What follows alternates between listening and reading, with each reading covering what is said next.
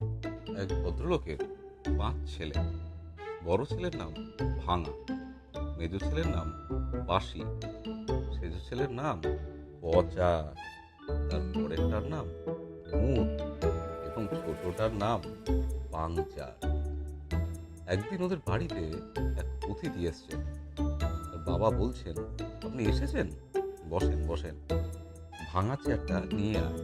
অতিথি, আরে না না না না না, আমি বসবো না। বাবা বলেন, আরে না না, বসুন, কয়টা ভাত তো খেয়ে যাবেন, বাসি ভাত নিয়ে আয়। অতিথি, না না না, জাস্ট জাস্ট খেয়ে এসেছি, খাবো না খাবো না। বাবা, কিছুই খাবেন না? তা হয় না, পচা দই নিয়ে আয়।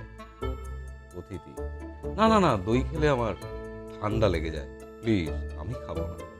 বাবা, তা কি হয়, কিছু না হোক অন্তত এক গ্লাস জল তো খান।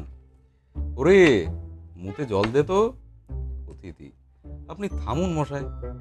বাবা, ইস, আপনি কিছুই খেলেন না, ভালো লাগছে না আমার। অতিথি, আমি আমি চললাম, পরে আসবো, হ্যাঁ।